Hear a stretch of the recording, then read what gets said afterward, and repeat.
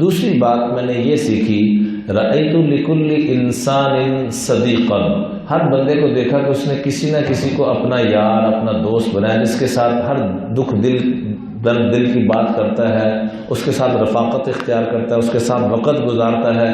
فجعلت صدیقی العمل الصالح، تو میں نے اپنا یار نیک عملوں کو بنا لیا، میں نے اپنا وقت نیک عملوں کے ساتھ گزارنا شروع کر دیا۔ ہر انسان کسی نہ کسی کے ساتھ وقت گزارتا ہے، تو یا اللہ والوں کے ساتھ، یا اللہ جس عملوں سے راضی ہوتا ہے ان عملوں کو میں نے اپنا یار اور اپنی سنگت اختیار کرنا شروع کر دی۔ تیسرے نمبر پر فرمایا رأیت لکل انسان عدوا، میں نے دیکھا کہ ہر انسان کسی نہ کسی کو اپنا دشمن بناتا ہے۔ ان ذالک هو ابلیس، تو میں نے اپنا دشمن اور اپنا سب سے بڑا ڈاکو اور چور جس کو بنایا، وہ کس کو بنایا؟ ابلیس کو، شیطان کو۔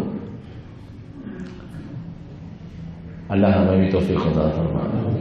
حدیث پاک میں آتا ہے کہ اللہ جل جلالہ ساری کائنات میں جتنی بھی عبادتیں ہو رہی ہیں، کوئی عیسائی کر رہا ہے، یہودی کر رہا ہے، مختلف عبادتیں ہو رہی ہیں، اللہ کو پتہ سب سے زیادہ غصہ کس پہ آتا ہے؟ نہ عیسائیوں پہ، نہ یہودیوں پہ، نہ بت پرست پہ۔ اللہ کو سب سے زیادہ غصہ اس پہ آتا ہے جو نفس کی عبادت کرتا ہے۔